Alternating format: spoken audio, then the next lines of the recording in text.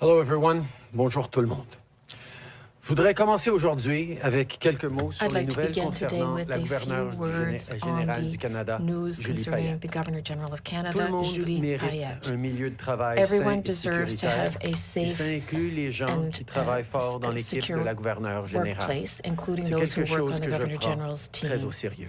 Hier, j'ai accepté la démission de Mme Payette. Ce matin, j'ai eu une conversation téléphonique avec Sa Majesté la Reine et je l'ai informé que le juge en chef du Canada remplira les fonctions du gouverneur général de façon intérimaire.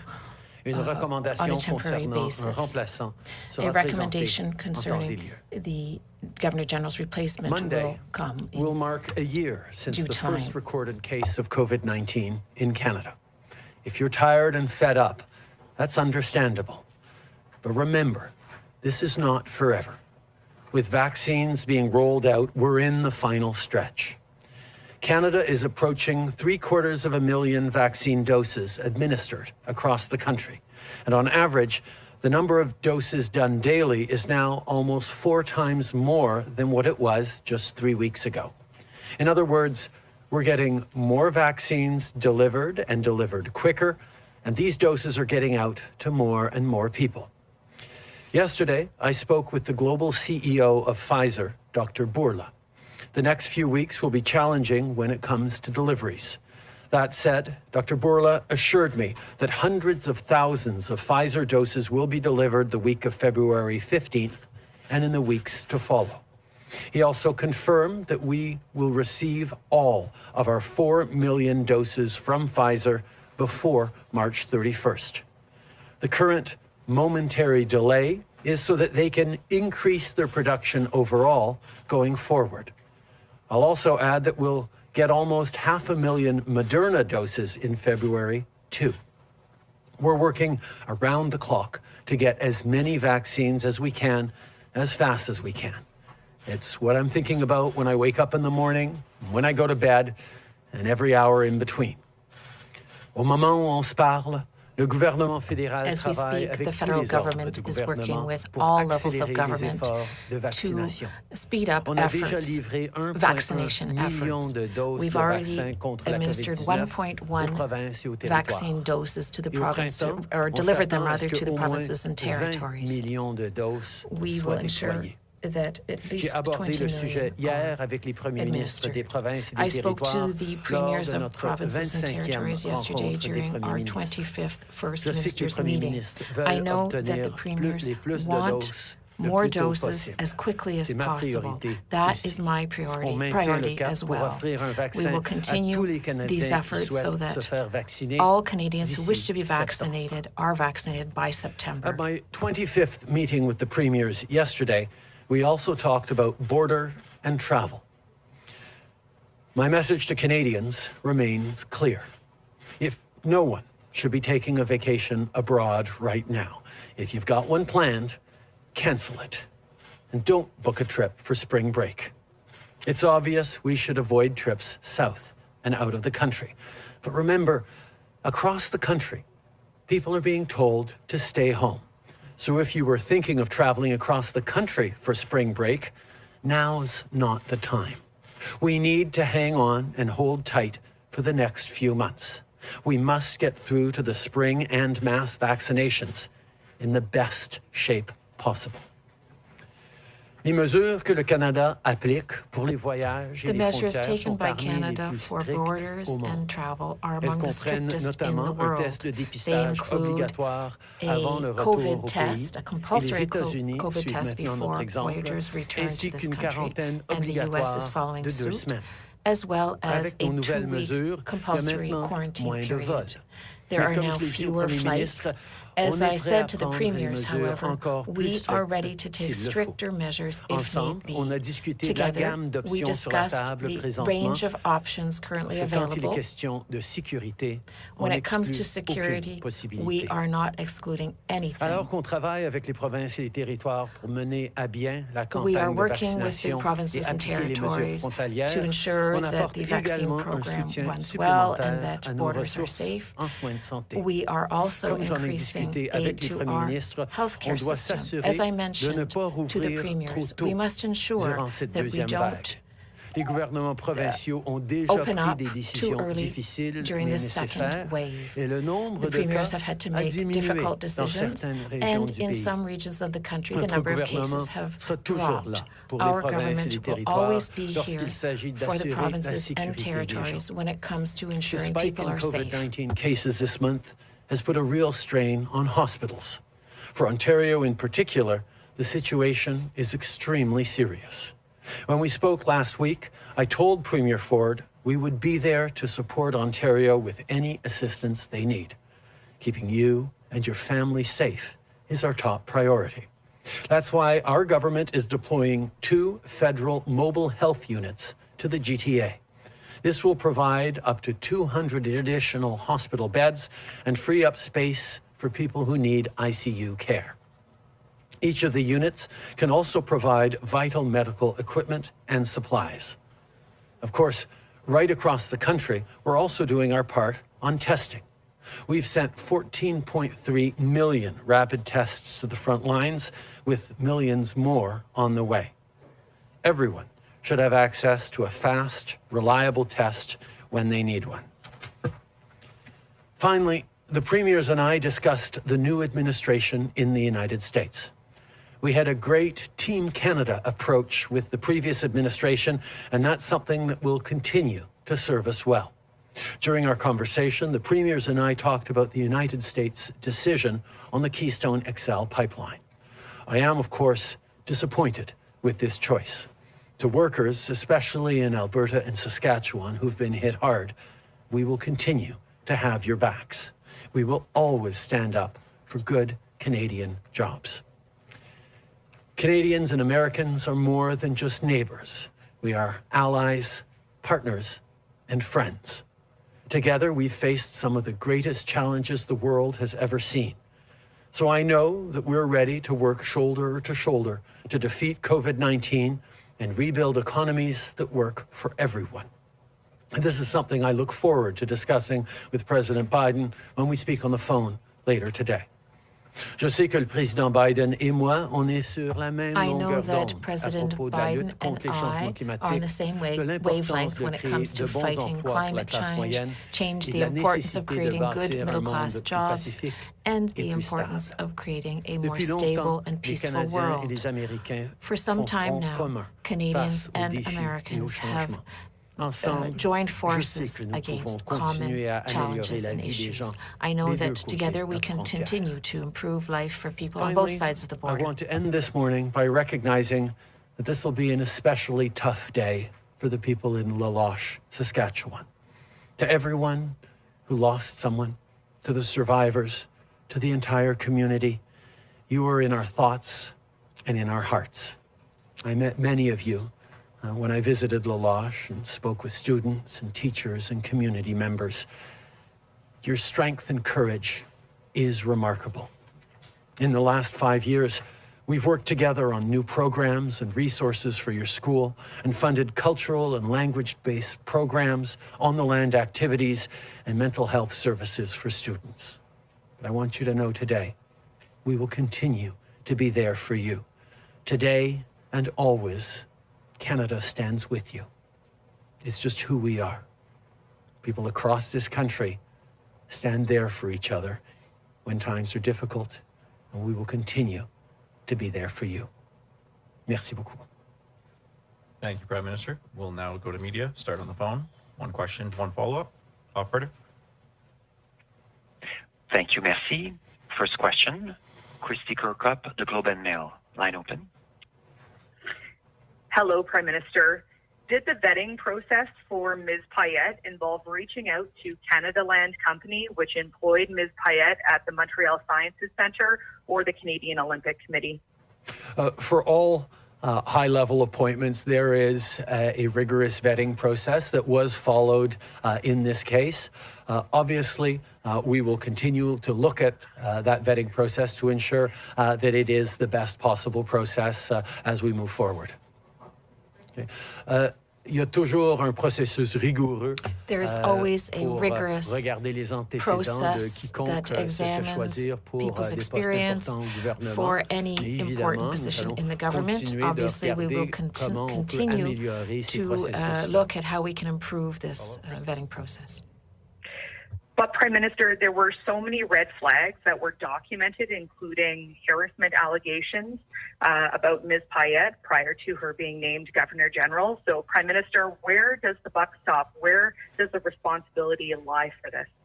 Obviously, the vetting process that was in place was followed, but obviously we're going to also look at ways we can strengthen and improve the vetting process for high-level appointments. Merci. Prochaine question. Operator. Thank you, merci. Prochaine question, Mélanie Marquis, La Presse, à vous. Mélanie Marquis from La Presse. Question. Mr. Trudeau, do you regret having appointed Julie Payette to be the Governor General? Answer. I think that Ms. Payette, with her emphasis on science and service, brought a great deal of positive aspects to her, to the job.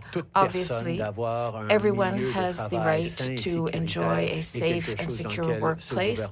This is something that our government profoundly believes in. And for this reason, we accepted the Governor General's resignation. Follow-up question. Mr. Trudeau, you spoke with Ms. Payette Wednesday night on the phone. What did you say? Did you try to encourage her to resign? Answer. I had the chance to sit down in person with Ms. Payette to speak about the situation. She explained that for the good of the institution and the country, she would submit her resignation, and I accepted it. Thank you, merci. Prochaine question, Raymond Filion, TVA, à vous. Question, Raymond Filion, TVA. Good Friday. Have a good Friday, Mr. Trudeau. For non-compulsory trips, will voyageurs be required to have compulsory quarantine at their expense in hotels? Answer. This is a possibility that we are examining. As I mentioned yesterday to the premiers, we're looking at a whole host of options that could be adopted so that we ensure that Canadians are protected and to discourage non-essential travel. This is an issue that we all agree upon, but we have to remember as well that we are constantly reminding people not to travel. And we have some of the strictest measures in the world for people who do travel. There's a 2-week quarantine period. It's been in place since March. And there is follow-up not only on the part of the federal government, but by local police forces who ensure that people do stay quarantined. And there are very heavy penalties if they do not. Now, there is the compulsory COVID-19 test before anyone gets onto a plane home. We spoke with the premiers on the various options, and we'll be telling you more in the days to come. Follow-up question. What are the options that are on the table right now? Are you thinking of stopping certain flights out or into Canada? Wouldn't it be a good idea to tell us today already when people are perhaps planning travel to abroad? Answer. As I said a few days ago, this is no time to be planning a trip abroad, especially a non-essential trip, a mere vacation. We will perhaps be implementing new measures without any warning, and these new measures will make it much more difficult for Canadians to come home after a trip.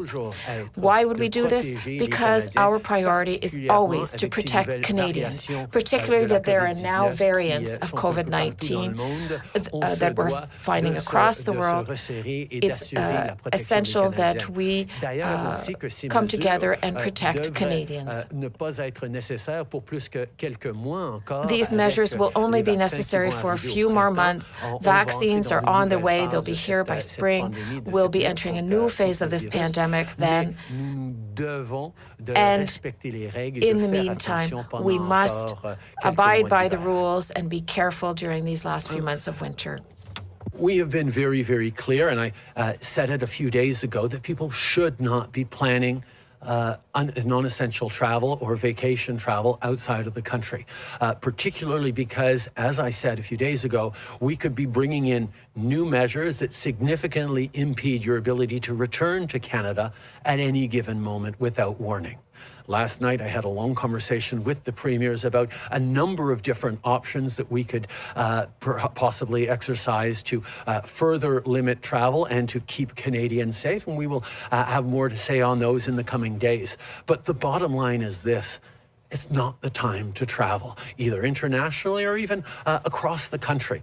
With spring break coming, people need to hunker down, stay home, make sure we kill this second wave of the virus so that we can get through into the spring and the increase in millions of doses of vaccines that'll be arriving in Canada in the best position possible, particularly given the real concern about variants of COVID-19 that are being more and more documented around the world. Good morning, Prime Minister. Ashley Burke, CBC News. You did not use a committee like the past government to select Madame Payette as Governor General. You went with your own personal selection, and the vetting process couldn't have been that rigorous because it was pretty easy for me to find out that she left 2 past workplaces amid controversy and questions around her treatment of staff there. So why didn't your government ask some pretty basic questions about her ability to lead, and why won't you commit to using a committee to select the next Governor General? As I said, we are looking right now at processes that can be strengthened as we move forward, and we will have more to say on that as we make decisions. But why not use a committee? Obviously, they did not work the first time. We will continue to look at the best way to select people for the vice-regal appointments. It's an important role for Canadians, and we will look at how we can improve it. Nous allons toujours regarder comment nous pouvons améliorer we le will always processus see how to vérification et de improve the vetting sélection process and the des selection postes de gouverneur process général. for the position of Governor General. Mr. Tonda McCharles, Toronto Star. A lot of observers look at this and believe that you bear a lot of responsibility for your choice. I'd like to know, do you owe an apology to the workers at Rideau Hall, past and present, who suffered in that workplace? Do you owe an apology to them? Do you owe an apology to Canadians?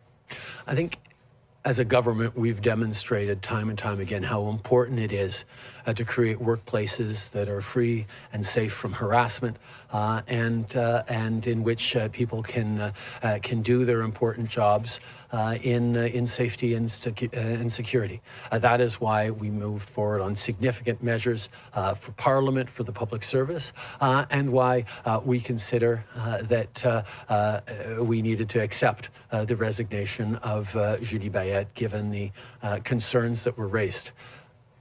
Obviously, the work that has been done by people working at Rideau Hall over the past years has always been exceptional. They fulfill important duties for Canadians, and as we saw, were sometimes in very difficult situations. We want to thank them for their work and reassure them that we will continue to stand up for workplaces that are safe and secure everywhere in the government, but indeed across the country. Hello, Prime Minister. Amanda Connolly with Global News. Former governors general traditionally get an annuity worth roughly double or more what most Canadians earn in a year, plus an expense account of roughly $100,000 per year. My question has a couple of parts. Will Madame Payette get a full annuity and expense account despite resigning early?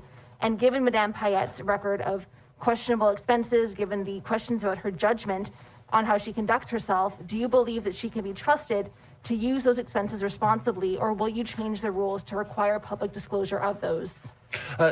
This country has very clear rules and regulations and processes and procedures in place to follow on in these cases of reporting expenses or indeed on annuities for Governor Generals. Those processes will be followed, but obviously we're always open to having discussions on changes that need to be made moving forward. But will you make them more stringent? We will always be open to improving processes in place around this government. Oui, bonjour, Laurence Martin de Radio-Canada. Laurence Martin, Radio-Canada. This $150,000 annuity, we understand that Ms. Payette is entitled to it, but what is the message that you're sending to former Rideau Hall workers that suffered because of Ms. Payette? Answer, I think it's important to recognize how the work of Rideau Hall employees has always been exceptional. We thank them for the work that they've done in, at times, difficult situations. Everyone has the right to work in a safe and secure workplace. This is something that we will always take seriously, as our government. Has the right to a safe and secure workplace. People who've worked in Rideau Hall over the past years have done so in sometimes difficult circumstances, and we thank them deeply for their work, and will continue to ensure that everyone who works for the government or anywhere in Canada continues to have the safe and secure workplaces. Hello, Prime Minister. Mike Lanchfield, Canadian Press. Can you tell us more about your conversation with the premiers last night over Keystone XL and your chat with President Biden today? What were some of the specific measures or some of the specific points the premiers want you to make to Biden? What were they telling you about what Biden was doing, or the president was doing? And can you give us a sense of sort of their mood about this decision, which obviously some of them would not have been pleased about?